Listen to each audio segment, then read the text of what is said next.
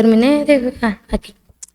Eh, Bienvenidos al podcast literario, donde yo, Elis, voy a invitar a diferentes invitados, maestros. Y hoy estoy con el profe Andy, maestro de inglés. Un gusto estar por acá. ¿Tenías pensado de qué exactamente querías hablar el día de hoy? De literatura. Bueno, pero literatura es toda... Es un tema muy amplio en sí mismo. Sí. ¿Lo trataste de pensar en algo un poquito más específico, de pura casualidad? No. Pues para empezar, ¿qué es la literatura? A ver, ¿qué es la literatura? Qué buena pregunta.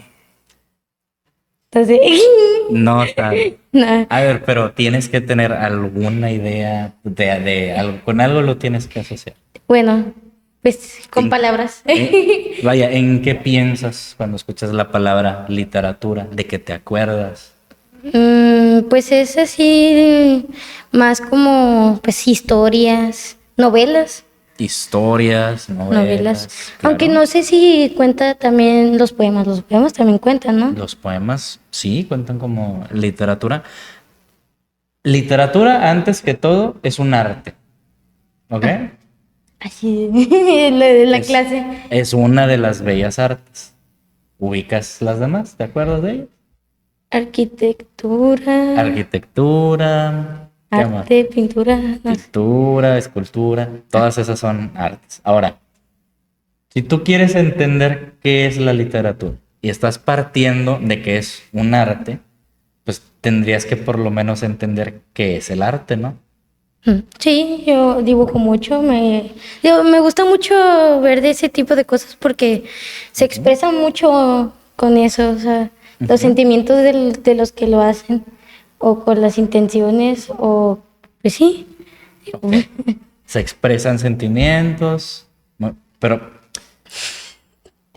estamos hablando de que las artes incluyen muchas cosas, o sea, no es lo mismo hacer música que Ah, hacer teatro, son bien distintos, pero ambas son artes, igual que la arquitectura o la pintura o el dibujo, que también son artes, pero al mismo tiempo son cosas bien distintas. Entonces, para que todas sean artes, algo tienen que tener en común, ¿estás de acuerdo? sí, Ahora, ¿qué es eso que tienen en común las artes? ¿O qué piensas que puede ser para que se llamen artes? algo en común. Tal ¿Qué? vez sería, bueno, no creo que, pero sería así de que la gente que los relaciona porque, o sea, les hace hermoso o algo así, no sé. Bueno, qué gran palabra elegiste. La belleza tiene todo que ver en la forma de arte que quieras. La pintura, la escultura, la arquitectura, siempre hay una intención de que se perciba belleza. Sin embargo, el significado o lo que es o no es belleza también es subjetivo, no, o sea, se puede poner a debate, incluso me imagino que alguna vez has escuchado, eso ni es arte, Sí. eso no tiene nada, y al mismo tiempo lo hizo un artista famoso, ¿ok? Pero sí, justo, el arte tiene todo que ver con la belleza, pero habría que preguntarse qué es la belleza y por qué el arte, o por qué Porque es bello. el arte es bello en general. Sí, digo, eso es yo que es lo que creo que todos dicen, o sea, cuando dicen, ay, es muy bello, o sea, esta pieza, Ujú. o sea, pues dicen, ay, es que transmite esto, o sea, eso. Bueno, ahí te va. Hay piezas de arte, películas en las que suceden cosas muy grotescas, violentas, y sigue siendo parte del arte. Eso yo creo que cuenta como, o sea, Por, porque, o por sea, eso la pregunta, ¿qué entendemos por belleza? pues algo grotesco. Sería, pues porque, no sé. No, está bien, no es Pues es porque sea. que, Nada más quiero que te lo plantees. ¿Qué se te ocurre? A ver si puede en una pieza de arte haber algo grotesco, haber algo que a simple vista puede ser feo, asqueroso pues porque o está que bien te hecho, puede dar miedo. Tiene que ver con que esté, o sea, bien muchas, expresado. muchas buenas obras de arte incluyen episodios de violencia, de agresividad, de cosas feas, de cosas que nos generan emociones, a veces tristes, a veces de miedo, y no por eso deja de ser la pieza de arte fea. Incluso para que tenga su belleza una pieza de arte, muchas veces esa es la parte más importante. No sé si viste una película de Guillermo del Toro que se llama Pinocho. Ah, sí. ¿Qué es lo primerito que pasa? Se le muere el niño. Se muere el niño. Dices, o sea, pero Te cala. Guillermo del Toro te da como 15 minutos de encariñarte con el papá y el niño, donde te está mostrando momento tras momento de que se llevan bien, de que están felices, y de repente... Y eso es parte fundamental de que la película completa sea una obra de arte y tenga el reconocimiento que tiene, que por algo lo tiene, sea un Oscar. Sí, eso también así de que en la literatura, o sea, primero es como una herramienta psicológica, porque, o sea, te hacen sentir ese, o sea, de que, ay, qué hermoso, O sea, qué bonito que sea pareja, y lo rompen. ¿Ves cómo es? Con toda la intención del mundo hacen que te encariñes para después hacerte que te rompa el corazón. Que te duela, que llores. Entonces, el artista de la disciplina que tú quieras, eso es lo que hace todo el tiempo. Voy a hacerlo que se encariñe, que se le rompa el corazón, o que se enoje, o que se asuste, o que se ría. Y el artista controla tus emociones. Cuando feo. tú vas a consumir una pieza de arte, vas a que el artista ya tenga una obra preparada, y en esa obra tú no sabes qué te espera, pero el artista ya preparó en qué momento te vas a espantar, en qué momento te vas a reír, en qué momento te vas a encariñar y en qué momento vas a llorar. ¿Ok? A eso vas a... Sí, o sea, está padre que hagan eso porque, o sea, te das cuenta que está muy bien hecho. Exactamente. Cuando justo tienes toda una experiencia de no solamente haberte llevado un momento gracioso o, no sé, un rato entretenido, sino que además te llevaste una reflexión, porque ese tránsito emocional te permite entender cosas que si simplemente te las dicen no las vas a entender. Algo muy complicado de ser profesor es que ustedes dimensionen las cosas. ¿Por qué? Porque uno como adulto hemos vivido muchas cosas que no hay manera de que ustedes lo dimensionen porque no lo van a vivir porque son niños. Pero si tú ves una historia de alguien a quien le está sucediendo y tú empatizas con ese personaje y ves lo que está atravesando, entonces a través de la empatía puedes empezar a dimensionar. Y eso, aún entre adultos, pasa. Que como yo no he vivido tal cosa, es muy difícil para mí entenderlo. Pero a través del arte, es como si yo viviera a través de alguien más, a través de un personaje, a través de la empatía. O sea, ¿entiendes qué es la empatía? Sí, es cuando sientes algo que la otra persona siente, o sea, lo entiendes. Bueno, tal cual como que lo entiendes, no necesariamente. No, o sea, Pero sí, el ver a alguien que está sufriendo, de repente te hace sentir feo. No quiere decir que sientas lo mismo que él está sintiendo, pero sabes qué le está pasando, o sea, pero empatizas. Si él lo que está sintiendo es dolor, tú te sientes mal al respecto. No sientes su dolor porque no te está pasando a ti. No es que realmente entiendas lo que es realmente estar en su situación, pero es como si hicieras el esfuerzo de imaginarlo y dijeras, ha de estar feo. la imaginación, o sea, La imaginación es poderosa.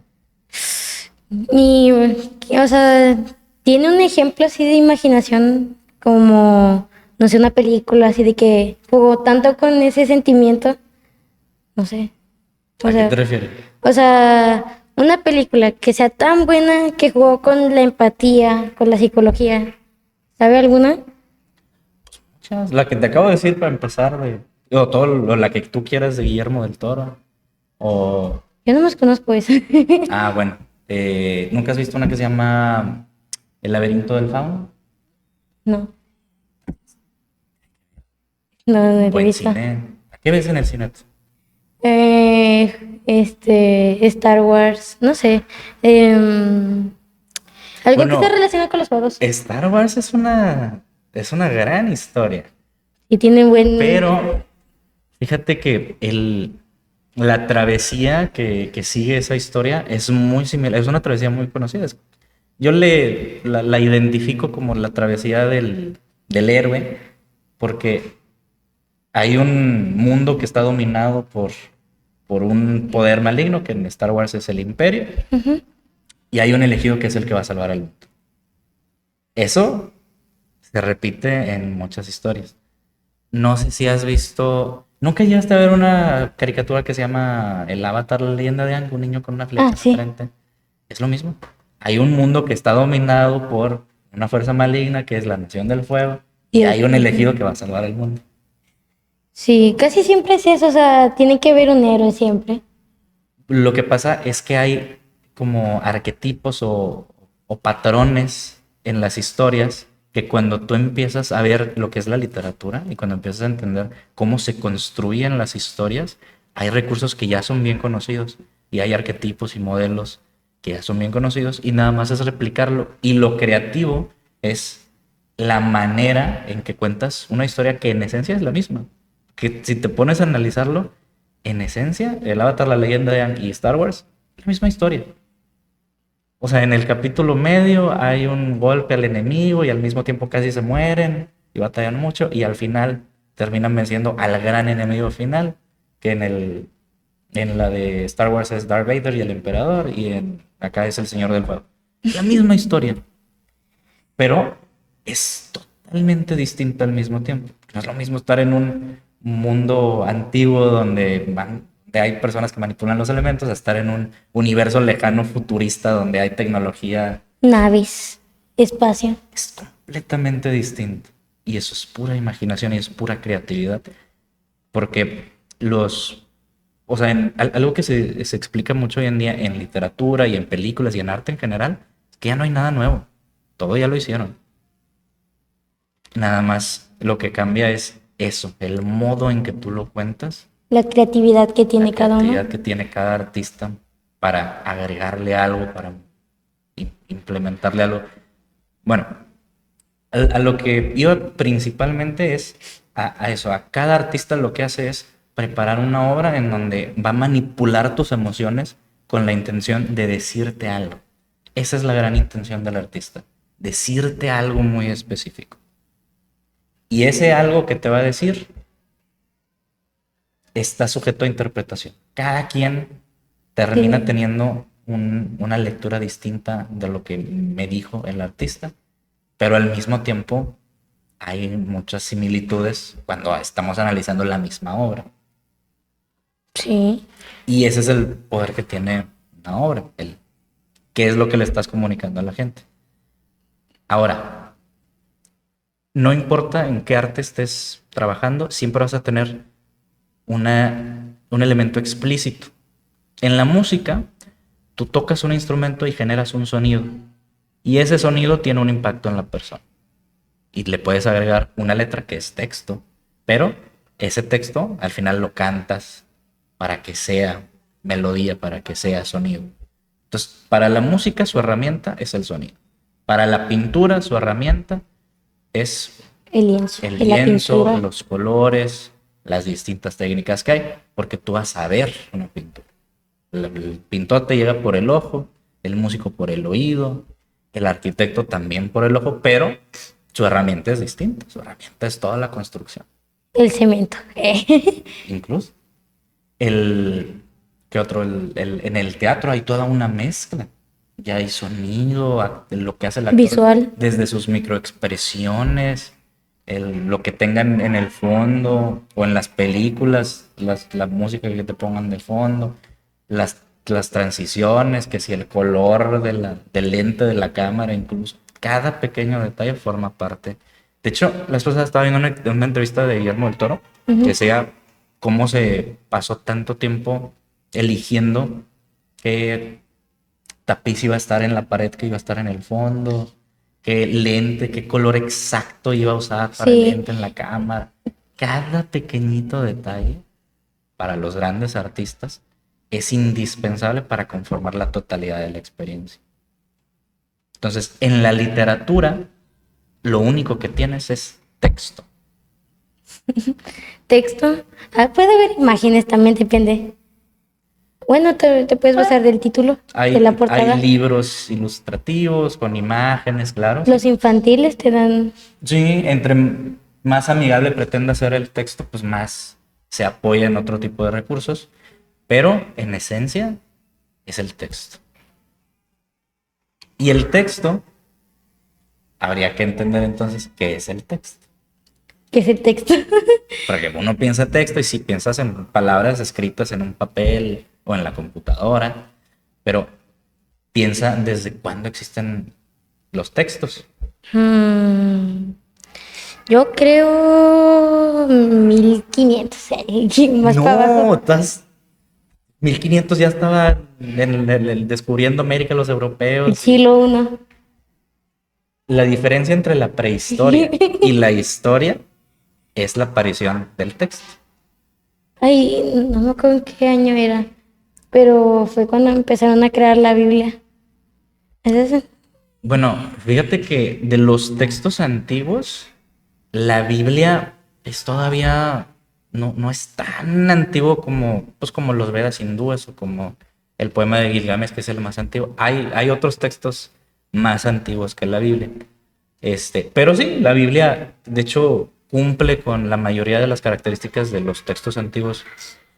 Lo que pasa es que el texto no es otra cosa que una manera de que no necesites hablar.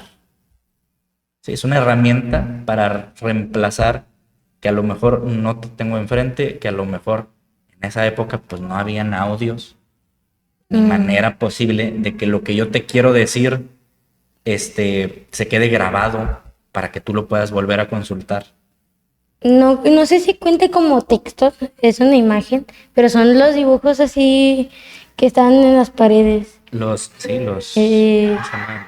Los jeroglíficos que hacían. Sí, o sea, O esos. las pinturas rupestres, que son las primeras intentos de humanos tratando de comunicar algo a través de... Pero no es texto, no es texto. Las pinturas rupestres, no. De hecho, si tú te vas a la historia de la pintura, lo primerito, lo más antiguo, son precisamente las pinturas rupestres. Pero en texto, el texto más antiguo del que se tiene conocimiento, del que se tiene registro, es el poema de Gilgamesh, que pertenece a una cultura que se llamaban los sumerios, o así les llamamos nosotros. ¿Sumerios? Yo no los conozco. Todavía los griegos, los romanos nos suenan más, pero los sumerios son ¿Más antiguos que ellos? lo más antiguo que tenemos registro. No quiere decir que no hubiese algo más antes, pero no tenemos registro. Nada se ha preservado con tanta antigüedad como los sumerios. Entonces, el texto puntual más antiguo del que se tiene registro se llama el poema de Gilgamesh, que es una historia que le pertenecía a esta cultura, que narra justo la historia de un héroe. Y esa historia tiene todo que ver con sus dioses, con su historia. Así como en la Biblia empieza con el Génesis, que es el origen del mundo, y Dios dijo, hágase la luz, y se hizo la luz. Bueno, los sumerios tenían su versión de estos dioses, la vivieron así, y así se creó el mundo, y después este héroe se peleó con aquel, y así se creó la humanidad. Y si tú te vas a los Vedas hindús, lo mismo. Estos dioses formaron el mundo y se pelearon y apareció la humanidad y pasó esto. Te vas a los griegos, lo mismo. Te vas a los nórdicos con Thor, como el dios del rayo, Bueno, ese sí con lo conozco. Odín. No, y a los griegos también, que son Zeus y Poseidón. Y cada cultura, y te vas a Mesoamérica, que es México, y también que sus dioses, y ¿cómo se llama? Maya, Tlaloc, Tenochtitlan. bueno, Tenochtitlan era la ciudad. Ya sé. Creo que el principal de los dioses de los aztecas, ¿cómo se me olvida su nombre? Quetzalcóatl. No sé. No, ese no es el principal, esa es la serpiente emplumada que le llaman, que hay todo un Que era dios de la lluvia y dios del sol, que era. No, serpiente emplumada tiene que ver con la agricultura, por la tierra. El dios de la lluvia. No, esa es Tlaloc. No, Tlayoc. de la tierra no sé. No recuerdo en la clase de historia que me dijeran un dios de la tierra. Bueno, pues lo más cercano sería, tengo entendido yo, en cultura prehispánica de los aztecas, que lo que es la serpiente emplumada, pues, pero sí, por más que cada cultura tiene dioses distintos, historias distintas de cómo se crea el mundo, hay paralelismos muy interesantes. ¿Cómo cuáles? Uno que a mí particularmente me llama mucho la atención es que la diferencia entre, lo que tienen en común de distintas civilizaciones que nunca estuvieron conectadas, que nunca se comunicaron entre sí, lo masculino y lo femenino. ¿Cómo? En la mayoría de las culturas, casi todos los dioses masculinos los asocian de alguna u otra forma con cosas que están en el cielo. O sea, los dioses de la lluvia, casi todos son varones. Los dioses del rayo, casi todos son varones. Los dioses del sol, del viento, de todo lo que se asocia. Ah, que esa es otra. En todas las culturas, los dioses los asocian con elementos del mundo y de la naturaleza. ¿Y el femenino? Y lo femenino casi siempre lo asocian con la tierra, con la naturaleza, la fertilidad. La planta. Ay, ¿cómo se llamaba? Era el de los elotes. Eso tiene que ver con la tierra.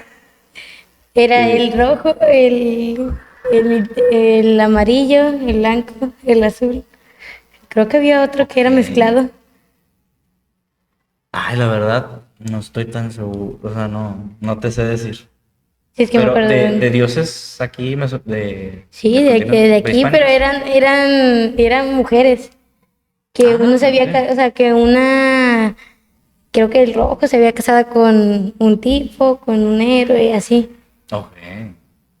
Y bueno, otra similitud que vas a encontrar en todos es que los dioses son como una especie de mezcla entre algún elemento de la naturaleza y un humano, o una emoción en particular. Incluso los griegos tenían dioses asociados al Afrodita. Afrodita, que es la diosa del amor, o Dionisio, que es el dios del vino y la fiesta y la parranda, Apolo, el dios del orden y de la serenidad y la moderación. Y hay muchas características. De hecho, ¿cómo se llama? Hay una palabra que si tú analizas la etimología, ¿sabes qué es la etimología? No. La etimología es el estudio del origen de las palabras. Si has visto que alguna vez dicen, esta palabra que viene Ah, es de latín, quién del sabe qué. latín o Ah, del ya me griego, acuerdo. eso es etimología. Hay una palabra que es entusiasmo, que quiere decir, cuando le analices la etimología, es una palabra griega que ellos decían, estoy endiosado. Endiosado. O sea, porque ellos interpretaban que si yo me enojo es porque el dios de la ira se metió dentro de mí, entonces. Te poseyó. Pero bueno, creo que Ya por es hora. cuestión de tiempo Creo es que hora hay de que hacer finalizar. segunda parte. Bueno, hasta aquí quedó el podcast literario. Bye.